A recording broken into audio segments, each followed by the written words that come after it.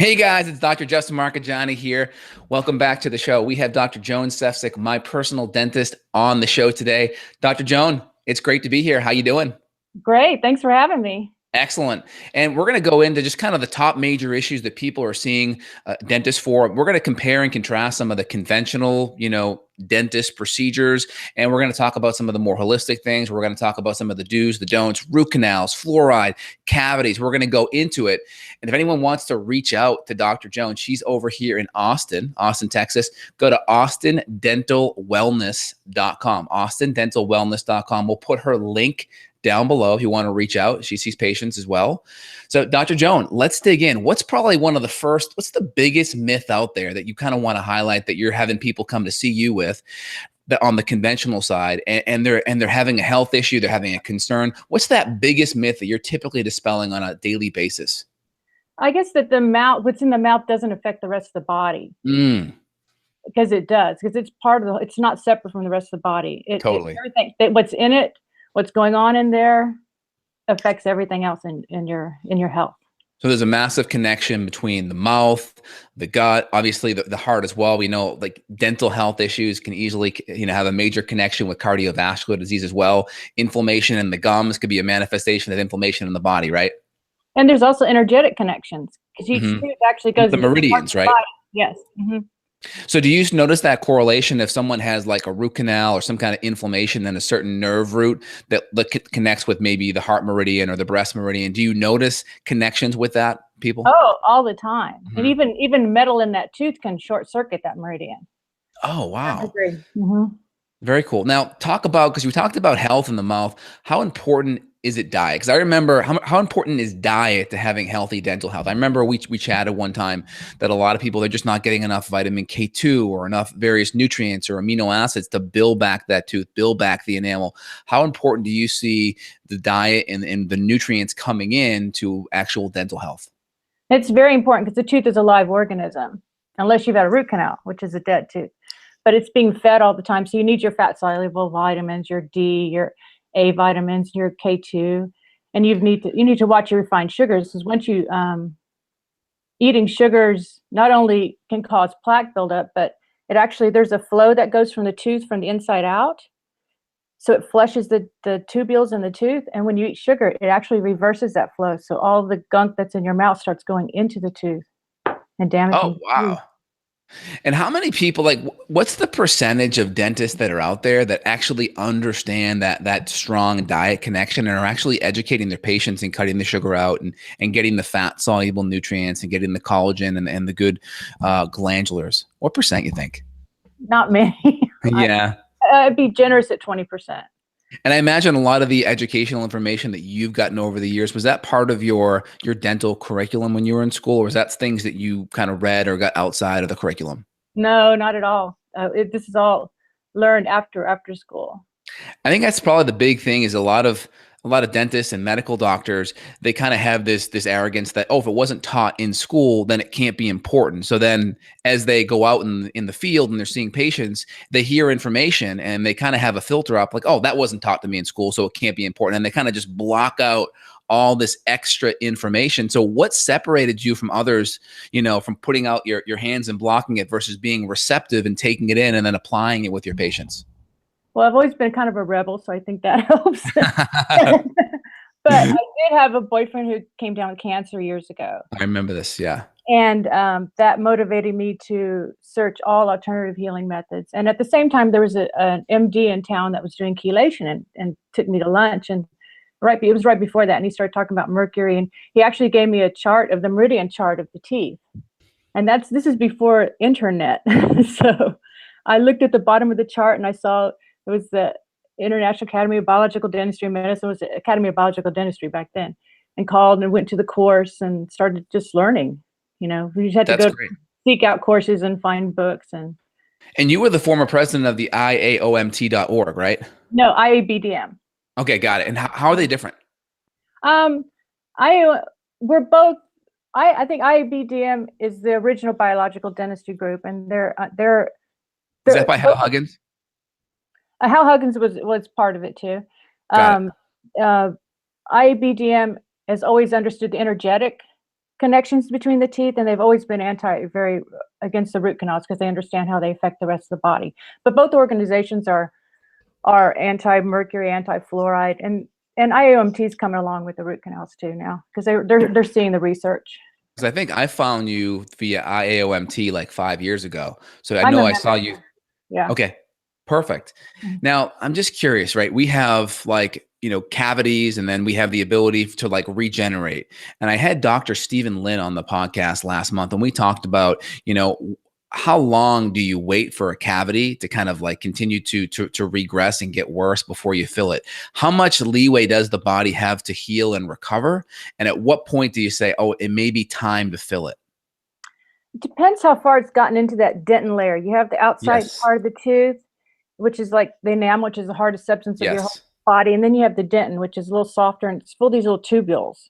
Hmm. So the problem with the bacteria can get through these tubules and get to the nerve faster. It can hide out in there. It depends how far into the dentin that it can repair itself. Yeah, I think Dr. Stephen Lin said like once it's through the enamel and it's about halfway through the dentin, that's where he typically will start to fill. He said he's seen a lot of teeth. If it doesn't go halfway through the dentin, he says there is an ability to recover. You really have to up the vitamin A, D, E, and K, and then really get good amino acids and minerals on board. Would you say that's about right? Exactly, and I can hit it with ozone. I use a lot of ozone in the practice, so that helps Oh, to that's great. kill the bacterial factor in it. So Oh, that's great. And so with a lot of patients that you're seeing, like there may be a lot of dentists that are like really trigger happy to fill it, but you may watch it a little bit longer and see if it continues to regress versus, give it a little bit more time to heal and make maybe some diet and lifestyle changes. exactly, I'm fairly conservative, but you have to be really on it, and if Yeah. you have to kind of see how the patient is with their diet, and if they're going to still be sneaking the cookies in all the time, Right. right? So you're looking, you're saying, hey, what's your diet? Are you open to making these changes? And if they're like, probably not, then you may, be a little bit more realistic in your approach. Yes, because I'm not a big fan of fluoride at all either. Because Oh, that's great. We're going to go right into that next. So, and then let's just go into the materials that you're using. So, of course, like in the past, there was mercury amalgam, which people kind of use silver is the slang term, but it's really over 50% mercury. So it's kind of it's a little disingenuous calling it silver when it's really mercury. So that's kind of still used by some dentists, more kind of progressing. What are the sources of filling that you're using? I use a non-BPA composite and some Mhm. biocompatible composites and some biocompatible porcelains. That's great. And So then do you find that those like they don't affect the nervous system as much? Because I know the metal right being next to your brain can have some effects. So you find those do really well from a meridian standpoint? Oh, exactly. I actually, if I'm going to take some mercury fillings out, I follow Dr. Huggins' protocol. We actually check the charges of each filling, and we take the ones that have the highest charge out first, because it keeps your body in parasympathetic, keeps you calm and relaxed. Because each of them has a charge, and the saliva acts kind of like water in a battery. You Yeah. get this whole charge going on in your head, and you want to gently get rid of those so you don't cause too much disruption to the body. And I remember when I had not a root canal, but I had a crown, we took some of the top 3 to 5 materials that you liked and we muscle tested, we put it under the mouth, let it sit in the saliva for a bit, and then you muscle tested. And I think it was the zirconia material for the crown tested the best. Yes, it's fairly biocompatible. Every once in a while, you're going to get someone who isn't compatible with something, And do you but do any of the Clifford testing at all for the compatibility too? yes, I do, and I do. There's another one. I do that one too. And then Bio- how does it correlate with the Clifford versus some of the kinesiological testing that you do where you put it in the mouth and let it sit too? I mean, I can always do. I can muscle test anytime, Mhm. but I like the Biocomp a little better because Clifford is suitable and non-suitable. Biocomp is most reactive, moderate reactive, and least Oh, reactive. So it has a 3-stage instead of a 2-stage. got it. Got it. And you find that the composite BPA free fillers are kind of like your go-to outside of mercury now? Yes, and there's some that are better than others. So I've seen from the compatibility charts which ones are the best. So I generally use those. Very cool. And when I go in for my teeth cleanings every 6 months, a couple things I notice is number one, you're not using fluoride in your office. And I know you use some essential oils and ozone and such when I get my teeth cleaned. Can you talk more about fluoride and why you're against it? Well, fluoride doesn't exist anywhere naturally in the body. It's not essential for life, and you don't need it for anything. So it's actually a toxin. So your teeth aren't made of fluoride. They're made of calcium, phosphorus, oxygen, and hydrogen. There's no fluoride in your teeth. People think that there's fluoride naturally in your teeth, and there's not. Right. And that those 4 minerals make this perfect hydroxyapatite molecule, and they link up, and it's this beautiful crystalline structure. Well, when you put fluoride in there, which people tend to, to make your teeth stronger, it pulls out one of the OH ions and makes fluorapatite, which is kind of a deformed crystal. So the teeth don't actually, they may be stronger. Actually, the top surface of strength, that it's only 1/10 of a width of a hair, that it strengthens it. So when a dentist is poking around and probing, it feels strong on the top, but it's not that perfect interlocking crystalline structure the way God intended it to be. Right. So you have these little micro cracks in it. So bacteria can still get down there, and what you get is called hidden cavities. So the top may be hard, but you can get this cavity underneath, and you don't notice it till it's huge and the top surface breaks through usually. Interesting. And a lot of people don't understand that, a lot of the fluoride that exists in nature is like calcium fluoride, and a lot of the fluoride that they're putting in with toothpaste and such is hydrofluorosilicic acid, which is, a byproduct of other types of, fertilizer or bomb industries and such. People aren't aware of that. And also, I think the second thing people aren't aware of is the number one cause of cavities in 10 to 14-year-old kids is dental fluorosis, meaning an overdose of fluoride. Any thoughts on that? Oh, you see those little white spots? That's from that odd that structure being deformed in the tooth. And it's they said 41% of the kids have it now from drinking the fluoride in the water, which they say eliminates cavities, but none of the studies really show that it decreases decay. Areas that are non-fluoridated and fluoridated don't have any difference in decay rates. Exactly. And then there's a study over in the UK, I think 2 years ago, that came out where they saw that the people that had consumed the highest amount of fluoride water had the highest risk of hypothyroidism. And I guess the main mechanism is that fluorides in that halide grouping can pinch hit for iodine. Yeah, you could replace chlorine, bromide, and bromide, and boron too. That's why a lot of arthritis with the fluoride. And it ruins your thyroid, ruins your brain cells. There's like 42 studies saying it causes neurological damage. It's horrible for your body. Oh yeah. I mean, in university, we had to take, in doctorate school, we had to take a public health course, and we did like 15-hour deep dive into fluoride. And we went through all of the major studies. And I mean, just go type in fluoride and low IQ. You're talking about a 5 to 10 point drop in IQ with just the fluoride consumption. And that's scientifically proven. And the other issue too is, if you were to prescribe someone fluoride, you'd have to pull out your prescription pad and write them a prescription, yet it's in the water. And you can drink as much water as you want. So that's kind of like a medication that's really not being dosed according to each individual. It's like an informed consent issue. And it's not even FDA approved. Right. And then again, like for anyone listening too, just go look at your typical Crest or Colgate toothpaste. Go look on the back and see what it says. It's going to say a pea size of toothpaste, number one. Who has a pea size? The commercials, or they like lather it on. And then number two, it says if you swallow it, call poison control. And do you know 1 tube of toothpaste can kill a 9-year-old kid if they ate it? 1 tube? Oh, really? Yeah. Unbelievable. Yeah. So number one, I like the fact that you're educated on the fluoride. I think most dentists aren't. Number two, you use essential oils and other natural herbs and various compounds, xylitol, et cetera, to help improve dental health. Number three, you're making the diet changes. You understand the minerals that have to go into the teeth. You understand, the work of Weston A. Price, which we can, you've kind of already alluded to that anyway, which is indigenous, fat soluble vitamins, nutrients, and then keeping all the refined foods out. Anything else you wanted to comment on that? Weston Price, we call him the father of biological dentistry because of the nutrition thing, and he's big on the root canals too. Well, that's a perfect segue. Let's chat about that. Who needs a root canal and who doesn't? Because this is the tough thing. I get patients coming in all the time. It's like, when could someone get away with the root canal? And then if they didn't do a root canal, would you recommend an extraction and an implant? How would you do that? So like, when would you recommend a bridge, an implant, a root canal? Can you go through those scenarios?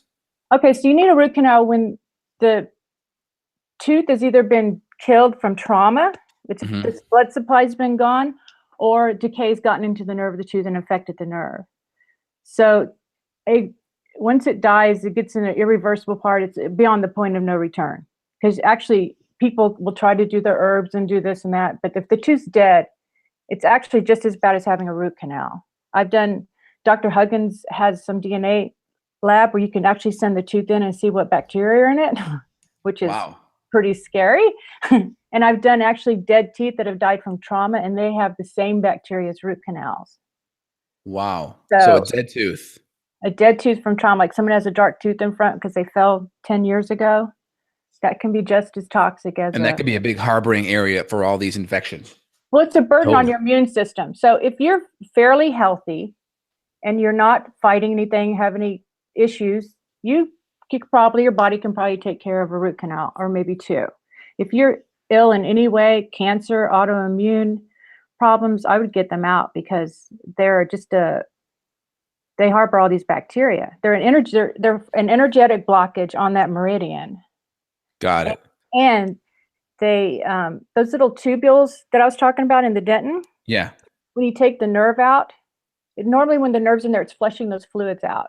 When you Right. take the nerve out, it's dry.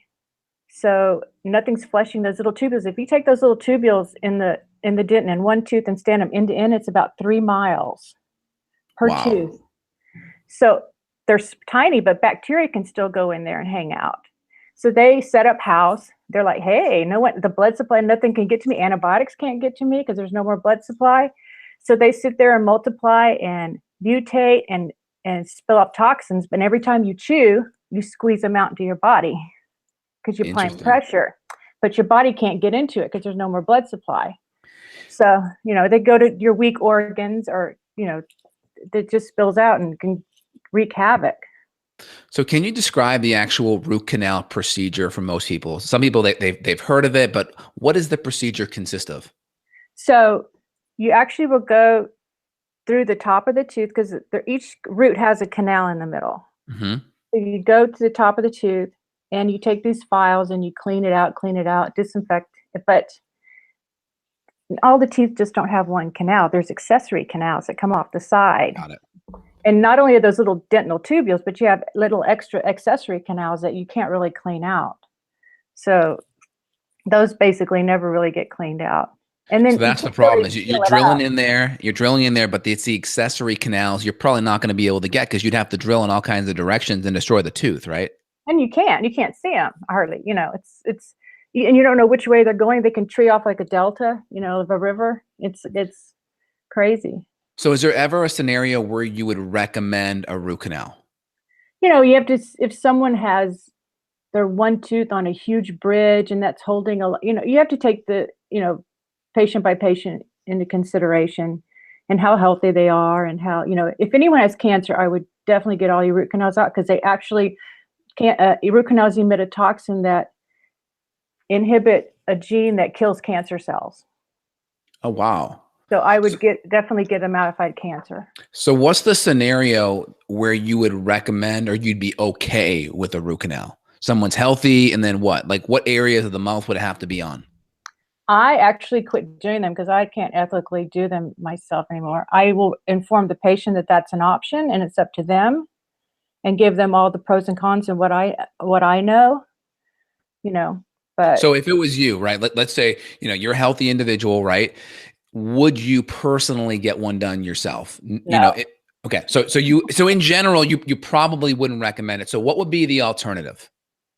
Is to take the tooth out, and you want a biological dentist to take the tooth out because you want all the dead bone and infection cleaned out so that the area heals and the energy flows through there properly. So this is great. I want to highlight one thing. So just compare. So if you're going to extract the tooth, how would you do it differently than a conventional dentist? What kind of precautions would you take? I actually probably spend more time cleaning the socket out than taking the tooth out. Most of the time. I will drill a little out. I have extra special bone files I've gotten. I clean out and I make sure I feel good bone. I clean all the infection out because the infection goes out into the surrounding bone and it's usually soft and you can feel it. And I scrape it out, clean it out. I use ozone. I use ozonated water. We use colloidal silver, you know. So basically, you're spending more time on the cleaning process. You're spending more time using natural compounds to get everything kind of sanitary in there. And then is there anything else you're doing? Is there like a dental dam that goes in place? Is there any extra precautions that are made to make sure that debris doesn't go down the person's mouth? No, I never use epinephrine in my anesthesia. That can cause a cavitation. Never. Biological dentists usually never use epinephrine in their anesthesia. And what's a cavitation? Cavitation is an area that had an extraction, and either because of the epinephrine, because it kills bone cells, or because of not cleaning out the area completely and it encapsulated around it, or if a patient has some clotting issues, if they hyperclot or hypoclotting, it just didn't heal right. So if you had a dry socket, chances are you probably had you have a cavitation there. They say almost 80% of the wisdom teeth have cavitations. So the bone heals over. It's a hole in the bone, and it's full of bacteria. It's septic. You can go in there and clean them out, and I've actually sometimes gotten green globs out of there, or black tarry stuff. It's amazing. Wow. It comes out of like in the wisdom teeth areas, and those energetically go to the heart and the small intestine.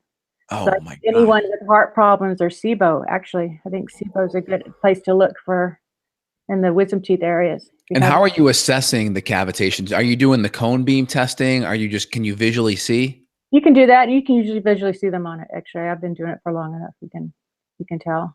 And then basically the solution for that, well, the cause is the epinephrine during the extraction, but you're going to go in there, you're going to open it up, you're going to clean it better, make sure any dead debris is out, sanitize it, and then what precautions are you going to make so it doesn't happen again? I try to make sure you sew it up so it's closed up so it will heal. So there's no chance of the clot coming out again. And usually that's easier to do because it's already closed. You can get primary closure because usually like going in a new area. When I do extraction, it's a little harder. So I usually do suture and make sure everything's closed up. Got it. So for you, because you've done this so long, you don't need a cone beams, but a lot of people that maybe are inexperienced, they would need a cone beam. Or you can. I mean, you can do a cone beam too. You can feel around. You can feel it in there. Cone beams are great because you can tell right away. Got it. And so let's continue to talk about the extraction. So you extract it, and then you're going to basically put a dental implant in. That would be your overall solution for a root canal. Is that correct? Yes, you can do first. You can leave the space, but teeth may move. Yep. You could do a little removable, which are made out of real biocompatible little nylon. You can do a little 1-tooth removal if there's a tooth behind it. And that's a real biocompatible replacement because it doesn't do anything to the other teeth. You could do a bridge, but you have to crown the teeth on either side. Or you can do an implant. If you do implant, I would only do a ceramic one or zirconia one, not a titanium one, because that metal short circuits the meridian of the titanium. Totally. All right. So you do this extraction, you do the implant, you're choosing biologically compatible material, you're cleaning things out really well, you're taking extra bit of time to make sure all the dead debris, all that's knocked out. When would you do a bridge versus an extraction? Can you compare those two, and why would you do one over the other? You need a bridge after an extraction. So can you talk about the difference? A bridge is, say you have a tooth missing between two other teeth. Yeah. So you actually crown the teeth on either side, and then there's a dummy tooth in the middle, and it's glued in permanently. So it's like two crowns with the tooth in the middle, and then that's glued in permanently. So with an extraction, you wouldn't just screw it right into the bone and it would stay. It would have to anchor to the teeth left and right of it. Yeah, right into the bone is the implant. So the implant goes right into the bone by itself, and that's process. It has to integrate into the bone. And I would also do a biocompatibility test to make sure you're compatible with the zirconia, because I had had a patient that wasn't compatible. And we found out later he was rejecting his implants, and that's why. Got it. So I want to make sure everyone understands this. So we have the implant, we extract it, we pull out the bad tooth, we clean it really well, we implant that tooth in there, and then every time there's an implant, there's always going to be a bridge to anchor it in. No. You either have a removable that you take in and out. That's one way. The bridge is another way, but you crown the teeth on either side and glue it in. Got it. With the missing tooth. Or you can do an implant. So the implant goes into the bone. Now, Huggins, some say an implant is still a foreign object in your bone. So it can create some autoimmune reaction in some people. Dr. Huggins used to say, it could be tomorrow, it could be 100 years from now. But, you know, because your spleen might be a little stimulated constantly because it's going, what's that? What's that? But, you know, some people have no problem at all with them. And if, like I said, which option would you recommend? It depends on the person, you know. So can you compare and contrast an implant versus a bridge? Who would be the better candidate for which? I mean, if you don't want if you have perfectly untouched teeth on either side and you don't want them crowned, then you might want to go for an implant. Because if you already have crowns on either side or big fillings and they could use crowns already, then it's not that, you know. Got it. On what, you know, how much, and if you want to not touch any, you know, a little removable, and which is the least expensive route to go anyway, is the way to go. And how would that anchor in? Would that be like a retainer kind of thing? It has little clasps that hook on the teeth on either side, and it snaps in. Got it. So what I'm hearing is like kind of the more your teeth are already maybe have less integrity from previous fillings or previous crowns, then it may make sense to go with the bridge. Yeah, and everyone has their. Some people love the little removable. Some people hate them. So then if they hate them, they'll get a bridge or they'll do something else. It's everyone's, you know, has their own different. Perfect. You know. And what other procedures are we missing here? So we went over the root canal, because I get this all the time. So we went over all the options there. Is there any other common procedures that just like there's a vast difference in what the conventional method is versus kind of more the holistic method? Anything else you want to add there? Well, if we remove any mercury in the mouth, we take extreme precautions to protect the patient. And let's talk about that.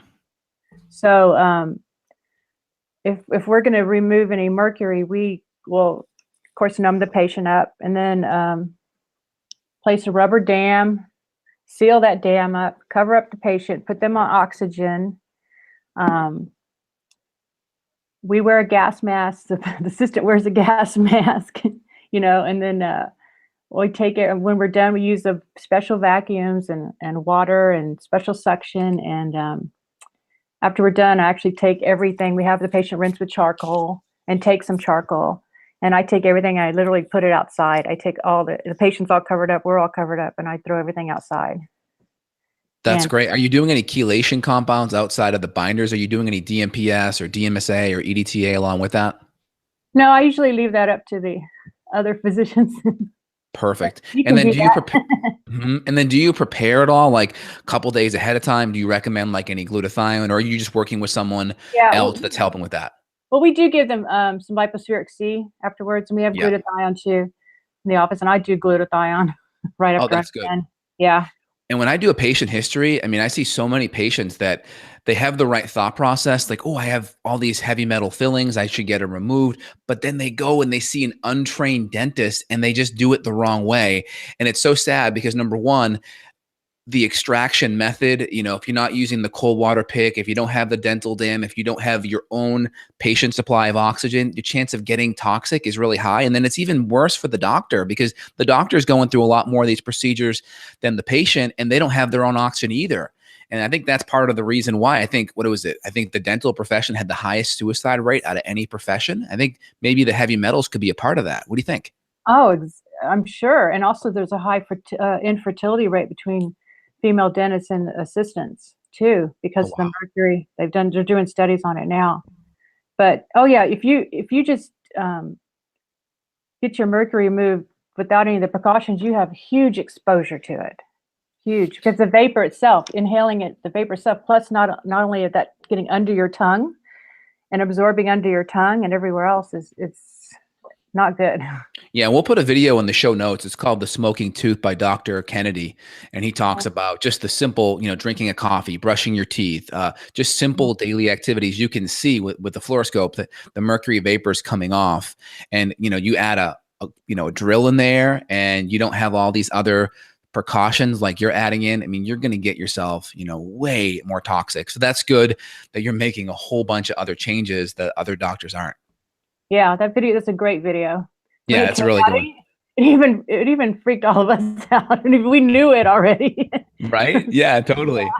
What other common procedures you want to highlight that for the individuals watching that, they may encounter in the conventional side that may not be adequately addressed? Um, well, we got extractions, right? You have extractions, You need to root cleanse canals. everything out, root canals, fluoride, mercury, energetic issues, I guess. There's energetic issues in the mouth. So I guess someone that may have had a previous root canal, you didn't see them, they're coming to you with some health issues. They may have had some root canals. How would you assess if they need to have their root canals removed? I'd say, especially women, if they have any breast cancer history, because a lot of the teeth go energetically to the breast, and that's a factor, especially if they have an abscess tooth. And I ask them, when they're trying to make their decision, what's the history of breast cancer in your family? Because that tooth is on a breast meridian, just so Mm-hmm. you know, and that could be a factor in. And I'd say probably all but 2 patients I've had that have breast cancer had root canals on their breast meridian teeth. And the other 2 had issues with those teeth that weren't root canals, but they had periodontal issues around those teeth. So it's very common to see it in cancer patients, the root canals. Totally. Makes so much sense. Is there anything else you want to share with the listeners? Do you have a favorite brand of like toothpaste or a favorite kind of like, toothbrush? I know there's like, there's like the electric ones, the conventional ones. Any items that you use for oral hygiene that you want to highlight that you think are the best? Well, I use a lot of, I kind of have my spread of toothpaste. So I use anything from the charcoal ones, Neem or magic xylitol? or the thieves ones, or Yep. there's some with silver now. Uh, I think anything that's natural without fluoride. Do not give your kids fluoride. Don't give your kids fluoride toothpaste, and don't give them fluoridated drinking water. Do you know if you make baby formula with fluoridated water, the baby gets 400 times the amount of fluoride per kilogram weight than an adult? Totally makes sense. I mean, And yeah, you're ruining the brain and everything else. 100%. Yeah, my house, we have a full house water filter that's carbon based, and then we have a reverse osmosis that everything comes to the countertop, and then we have a trace mineral support that will add a little squirt into our drinking water to get those extra minerals back in. But 100%. If you're a woman and you're breastfeeding and you're drinking tap water or fluoridated water, that fluoride is going to pass into the breast milk, and there's research showing that low IQ. So if you want your kid to reach its maximal potential, we want to make sure that that's out of there for sure. Yeah, for sure.